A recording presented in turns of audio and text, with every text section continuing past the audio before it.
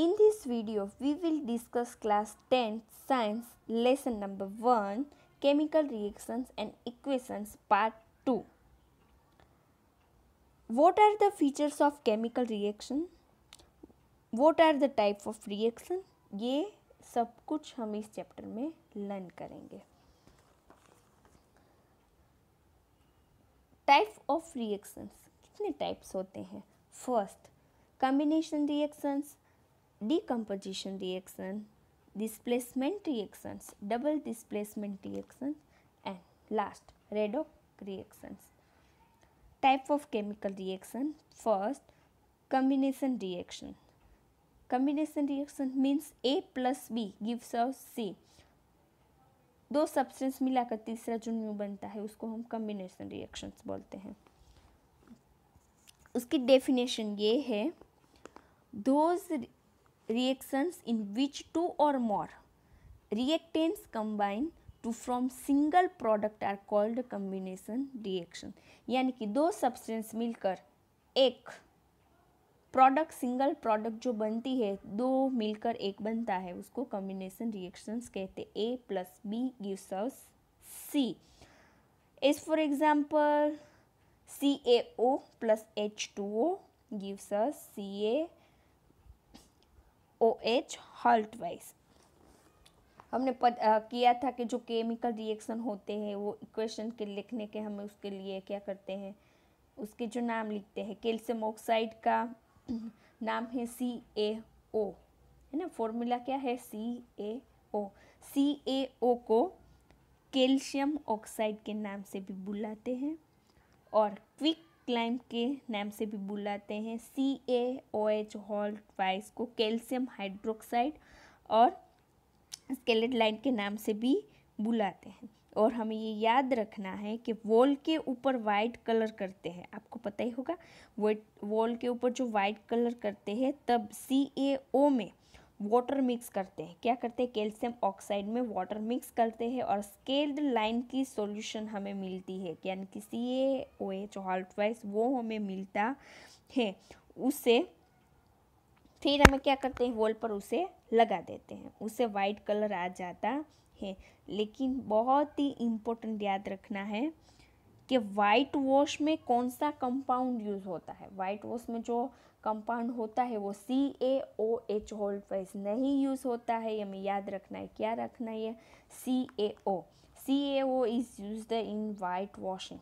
कौन सा यूज़ होता है? याद रखना है, CaO यूज़ होता है कंपाउंड. ओके. नेक्स्ट है उसमें कॉम्बिनेशन रिएक्शन में नेक्स्ट एग्जांपल है burning of coal. Burning of coal means C plus O2, C solid form, O2 gas form gives us, दोनों मिलाकर क्या मिलते हैं? CO2 गैस फॉर्म में मिलता है. उसके बाद है formation of water. Burning of coal में ही कार्बन डाइऑक्साइड बनाता है और फॉर्मेशन ऑफ वाटर वो A हाइड्रोजन और ऑक्सीजन से बनता है. 2H2 plus O2 gives us 2H2O. ये सारे जो कॉम्बिनेशन रिएक्शन है उसके एग्जाम्पल है. ओके. नेक्स्ट है decomposition reactions. Decomposition reactions means के those reaction in which a single reactant breaks into two or more products are called decomposition reaction. Decomposition reaction means break, टूटना, तोड़ देते हैं. यानी कि जो A है, A वो दो पार्ट में डिवाइड होता है, B plus C. यानी कि क्या करता है उसे? when a single reactant decomposes into two or more similar products. तो उसके क्या करना पड़ेंगे? एक को हमें स्लीप करना पड़ता है, यानी कि हमें उसे एनर्जी देनी पड़ती है, तभी वो दो प्रोडक्ट में हमें मिलेगा ना. यानी कि एनर्जी की बहुत ही ज़रूरत पड़ती है हमें डिकम्पोजिशन में. तो एनर्जी भी बहुत टाइप की होती है.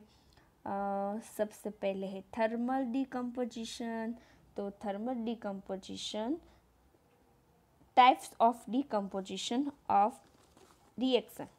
तो थर्मल डिकम्पोजिशन में जहाँ एनर्जी हीट के फॉर्म में मिलती है, किसके फॉर्म में मिलती है, हीट के फॉर्म में मिलती है, those decomposition reaction in which compounds breaks down into simpler substances by heat, यानी कि कंपाउंड को हमें तोड़ने के लिए, उसमें से न्यू कंपाउंड बनाने के लिए सबसे सिंपल क्या उसमें होता है, हीट यूज होती है।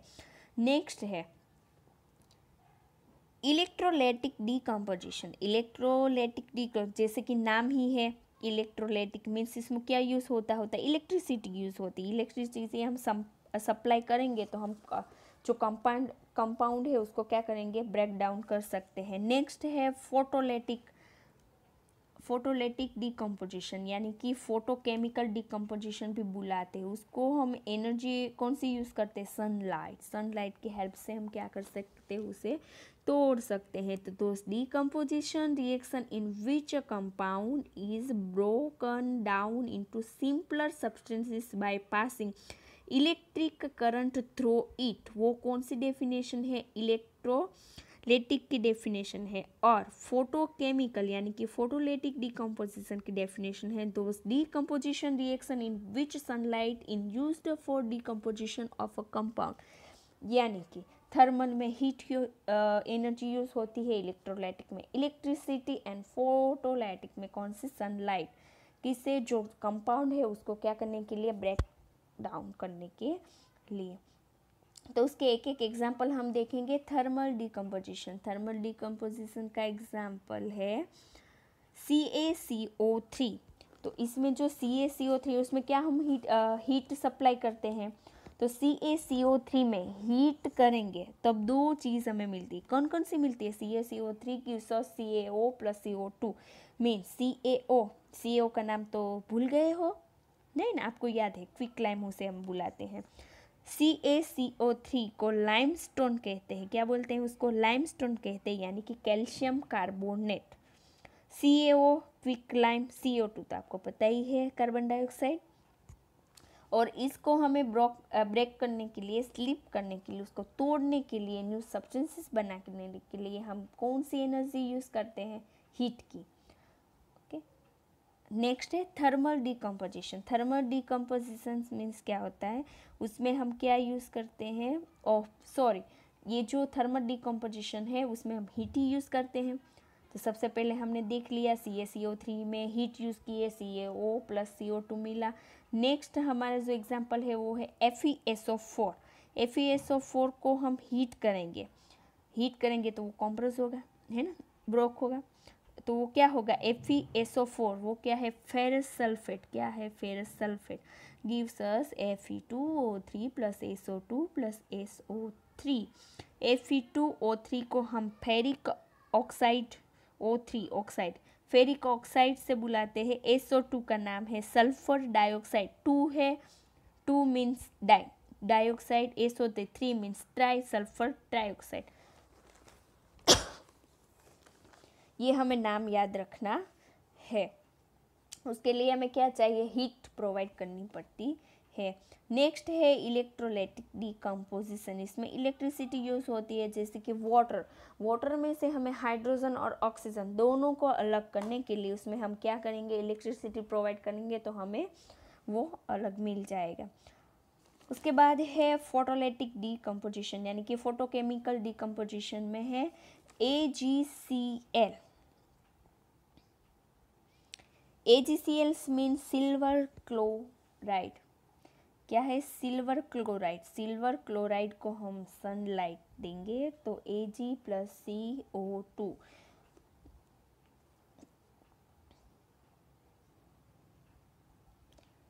सनलाइट की प्रोसेस से Ag और Cl में कन्वर्ट हो जाता है ना, Ag और Cl में दोनों में अलग अलग कन्वर्ट हो जाता है।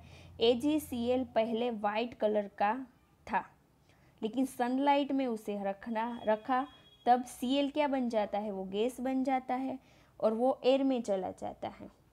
और Ag जो सिल्वर कलर का सबसे पहला AgCl था वो ग्रे कलर का हो जाता है। This reaction is involve in black and white photography में यूज होता है। ब्लैक एंड वाइट फोटोग्राफी करनी है ना, तब ये एलिमेंट्स यूज होता है। वाइट यानी कि Cl की जगह पर हम ब्रोमीन Br यूज़ करेंगे तो भी क्या होगा, ऐसा ही बन जाएगा। क्या बन जाएगा, सिल्वर ब्रोमाइड है। वो आगे क्या था AgCl, वो सिल्वर क्लोराइड है। उसको ये हमें तोड़ने के लिए, डिकम्पोजिशन के लिए हमें क्या चाहिए, सनलाइट चाहिए। तो हीट, इलेक्ट्रिसिटी और सनलाइट बहुत ही इम्पोर्टेंट रोल प्ले करता है। Next, displacement reaction.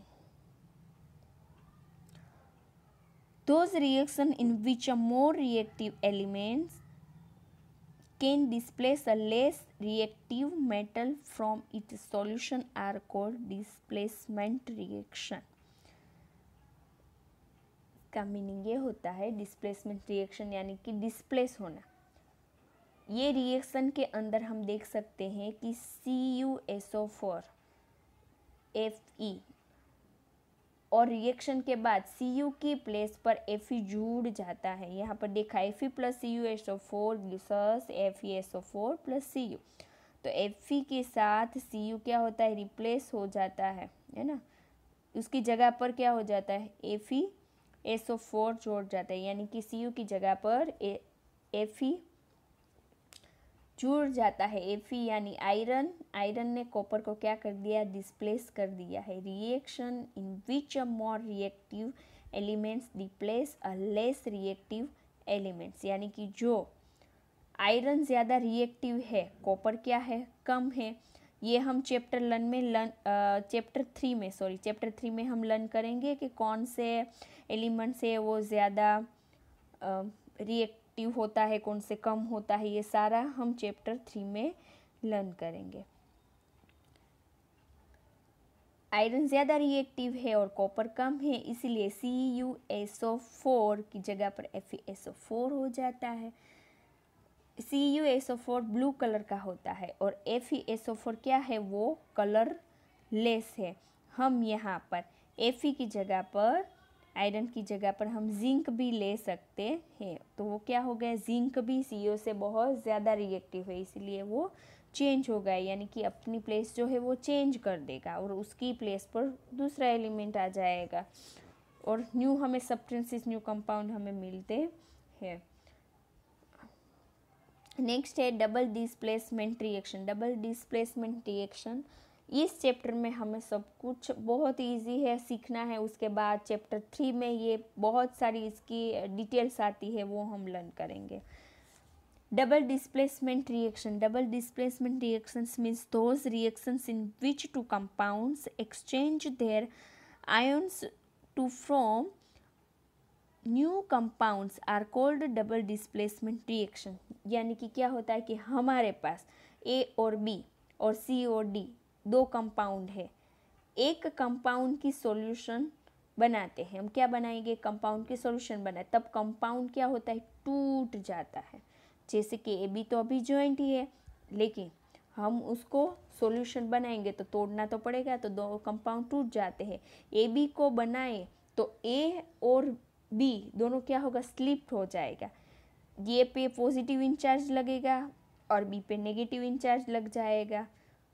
चार्ज नहीं होता तो दोनों आपस में जुड़ते नहीं है। और आपको ये पता है कि जैसे north pole south pole opposite direction में करते हैं तो वो क्या होता है, एक दूसरे के साथ अटैक होता है। यानी कि किसी चीज़ पर चार्ज है उसे हम उस क्या बुलाते हैं, आइनस बुलाते हैं। आइनस कहते हैं उसको। C पॉजिटिव बनेगा और D क्या होगा, नेगेटिव चार्ज होगा। तो अब उसमें रिएक्शन होगा तो अपोजिट चार्ज मिल जाते हैं। कैसे, A के साथ क्या जुड़ जाएगा, C, और B के साथ क्या जुड़ जाएगा, D। ऐसा होगा, नहीं होगा। A के साथ D, B से साथ C, क्योंकि positive negative positive negative positive positive joint होते नहीं है।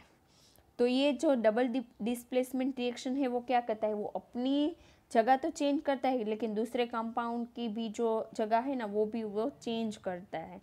अब उसमें रिएक्शन होगा तो अपोजिट चार्ज मिल जाता है, तो A B plus C D gives us, दोनों जो कंबाइन होगा उसको हमने क्या रिएक्शन किया तो हमने एक नेगेटिव चार्ज मिला, एक पॉजिटिव चार्ज मिला।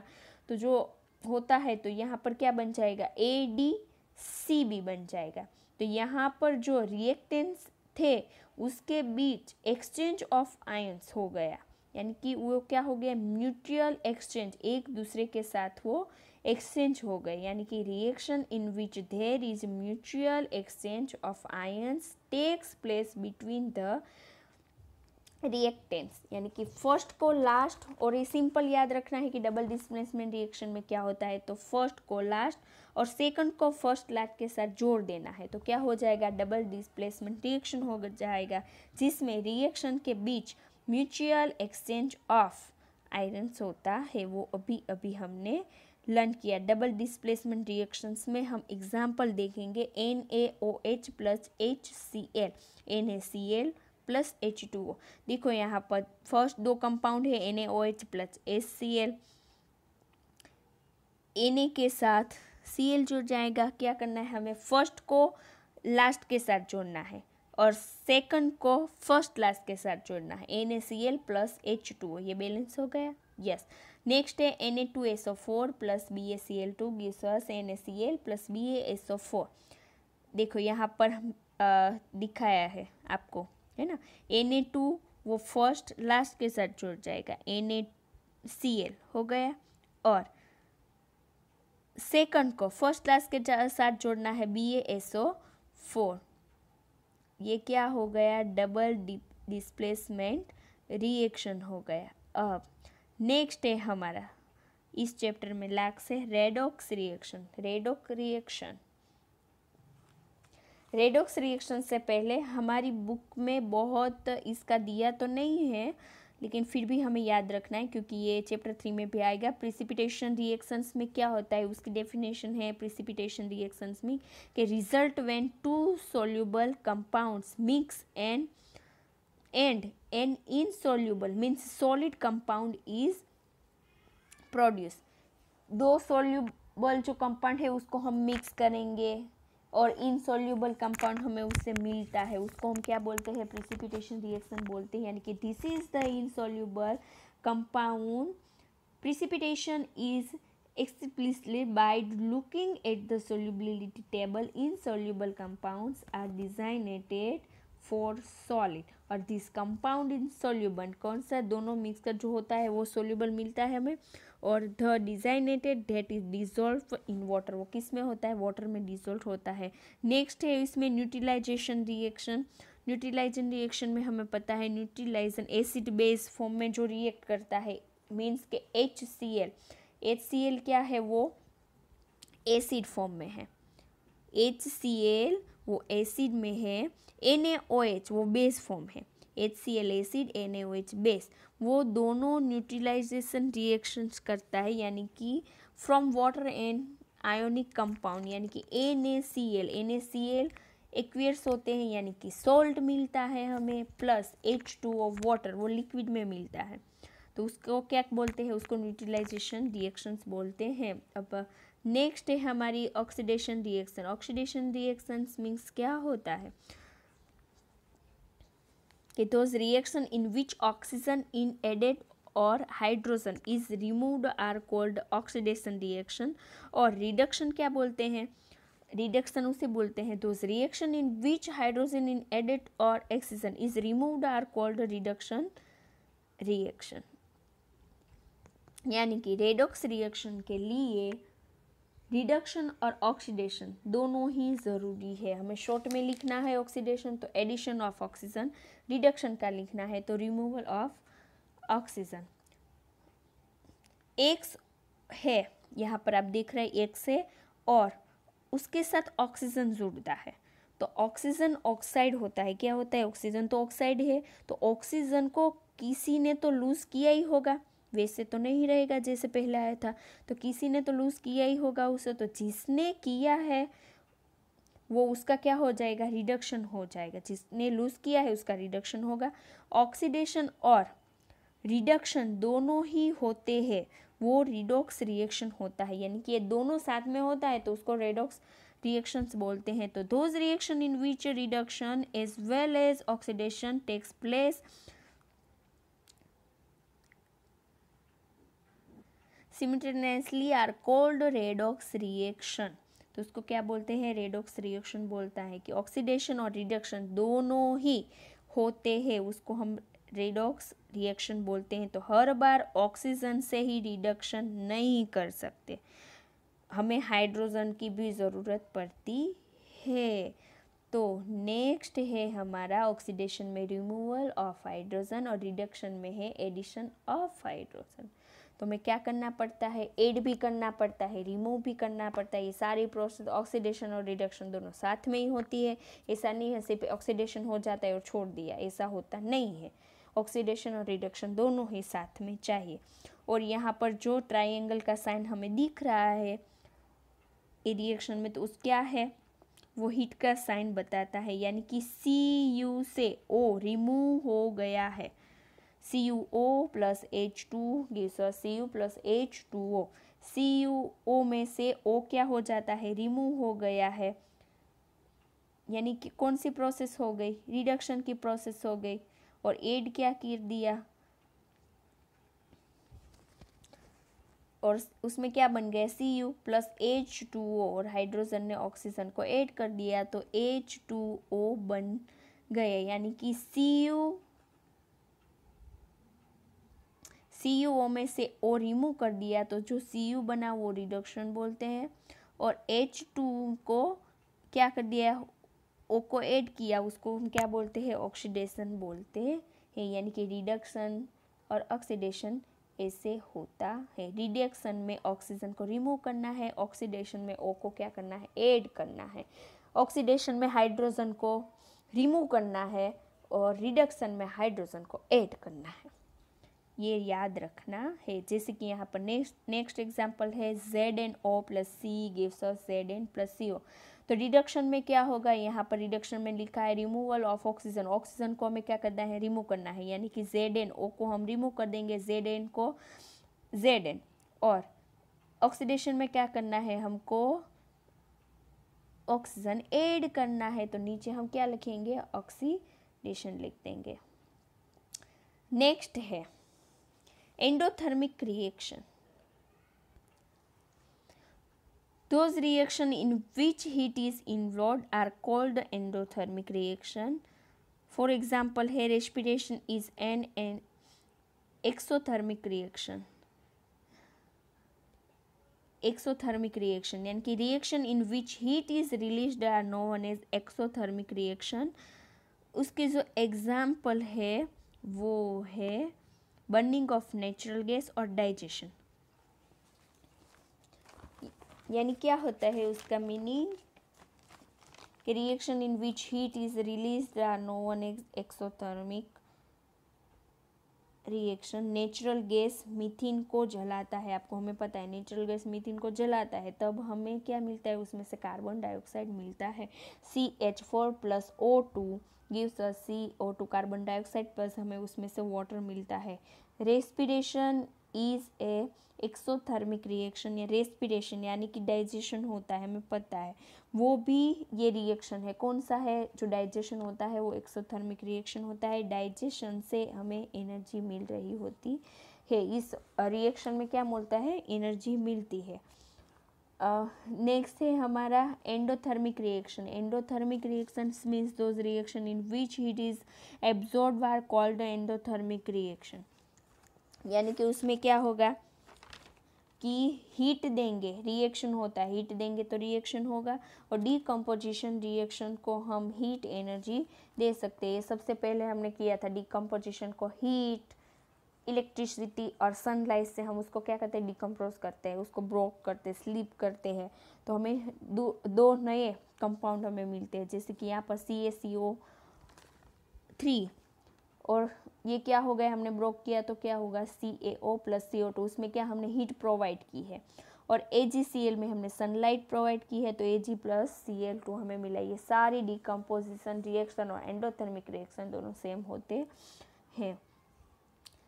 अब नेक्स्ट है ऑक्सीडेशन में बहुत कुछ होता है। हमारे बहुत सारी प्रोसेस होते हैं, जैसे कि हमें लगता है कि आयरन के ऊपर जंक लग जाता है, कभी कभी कोई भी जो सब्सटेंस होते हैं वो बिगड़ जाता है, तो उसमें बहुत ही सारे चेंजेस होते हैं, केमिकल रिएक्शन होते हैं। तो क्या क्या होता है, तो कोरोजन एंड डेंसिडिटी। तो कोरोजन्स, it is the process in which matter react with substances present in atmosphere to form surface compounds, यानी कि the process in which metal are deteriorated by action of air, moisture, chemical etcetera, यानी कि जो खराब करता है, किसी भी मेटल को हम खुले में छोड़ देते हैं ना, तो वो क्या हो जाता है, खराब हो जाता है। देखो यहाँ पर आपको दिख रहा है, ये क्या हो गया, इसको हमने छोड़ दिया है, तो ये खराब हो गई है। और ऑक्सीडेशन से हमारा खाना भी क्या होता है, खराब होता है। तो ये सब किसकी वजह से होती है, तो हमारे एटमॉस्फेयर में जो एयर है, मॉइस्चर है, बहुत सारे केमिकल्स होते हैं, उसकी वजह से क्या हो जाता है, ये बिगड़ जाता है, खराब हो जाता है ना। जैसे कि आयरन के ऊपर रस्ट जम जाता है और न्यू ही सब्सटेंस फिर हमें मिलता है। तो हमें उसको प्रिवेंशन ऑफ कोरोजन को हम कैसे प्रिवेंट कर सकते हैं, तो उसके लिए इजी है, ऑयलिंग करनी है, ग्रीसिंग करनी है, पेंटिंग, कोटिंग विथ जिंक। हमें पता है जिंक से हम कोटिंग जो करते हैं, तो उसमें क्या होता है, गेल्वेनाइजेशन की प्रोसेस होती है, galvanization are method to prevent corrosion of iron. उसकी जो आयरन जो होता है उसको हम oil, grease, painting, coating, zinc का लेयर लगाकर उसको हम क्या करते हैं, प्रोटेक्ट कर सकते हैं, और वो उसमें जो जंक नहीं होगा उसमें, और अच्छे से ही रहेगा। नेक्स्ट है rancidity. Rancidity means the oxidation of fats and oils when exposed to air is known as rancidity. It leads to bad smell and bad taste of food. खाने में ऑयल और फैट होता है, वो तो हमें पता ही है, उसका ऑक्सीडेशन हो जाता है, रिएक्शन भी होता है। जैसे यहाँ पर देखो, ये कितना बिगड़ गया है, देखो है ना, वो क्या हो गया, रेंसिडिटी होती है। खाने में ऑयल फैट होता है, उसके लिए ऑक्सीडेशन होता है और रिएक्शन हो जाता है, तो खाने की स्मेल और टेस्ट दोनों क्या हो जाते हैं, चेंज हो जाते हैं, यानी कि खाने को खराब ही पूरा कर देते हैं, बिगाड़ देते हैं। उसे बचने के लिए, वे टू प्रिवेंट रेंसिडिटी को बचने के लिए हमें क्या करना है, बहुत सारी मेथड होती है। By adding antioxidant, keeping food in air tight containers, replacing air by nitrogen. By adding antioxidants means, देखो बहुत सारे हम एंटीऑक्सीडेंट्स, हम बहुत सारे हेल्दी फूड्स खाते हैं, सब कुछ खाते हैं, लेकिन हमें अच्छे से उसको रखेंगे नहीं तो क्या हो जाएगा, वो बिगड़ जाएगा। तो उसे बचने के लिए खाने में एंटीऑक्सीडेंट का हमें यूज़ करना चाहिए। ऐसी चीज़ जो ऑक्सीडेशन होने नहीं देती, वैसी चीज़ हमें उपयोगी, यूज़फुल होती है, वो हमें यूज़ करनी चाहिए। नेक्स्ट है, चिप्स के पैकेट में बहुत सारी हवा भरी होती है, हम बाज़ार में जाते हैं लेने के लिए, हमें पता ही है, बहुत सारी उसमें हवा भरी होती है, लेकिन वो हवा एयर नहीं होती उसके अंदर क्या होता है, नाइट्रोजन होता है। लेकिन ये जो नाइट्रोजन जो गैस होती है ना, वो इनर्ट गैस है, यानी कि बहुत बहुत बहुत ही कम इफेक्टेड है, इनट गैस है वो, इसलिए वो क्या करते हैं, पूरे जो पैकेट में होता है उसको फुला देते हैं। लेकिन उसके अंदर जो चिप्स होती है वो हम खाएंगे तो हमें कुछ प्रॉब्लम होती नहीं है, यानी कि खाने में भी हमें प्रॉब्लम नहीं होती है और चिप्स भी अच्छी रहती है। इसलिए हमें नाइट्रोजन गैस का वो पैकेट्स में यूज़ करते हैं। तो replacing air by nitrogen, keeping food in air tight containers by adding antioxidants, हमें जो ऑक्सीडेशन के प्रोसेस रिएक्शन ना हो, हमें ऐसा ध्यान रखना चाहिए। तो इस पार्ट में हमने लर्न किया टाइप ऑफ केमिकल रिएक्शन, बहुत सारे टाइप होते हैं। हमने ये भी लर्न किया कि प्लस चार्ज होता है, माइनस चार्ज होता है, ये सारा कुछ हमने लर्न किया। तो आपको अच्छे से नोटबुक में एक बार रीड करके सभी एग्जाम्पल, इक्वेशंस और रिएक्शन को सब कुछ लर्न करके ये वीडियो देखना है।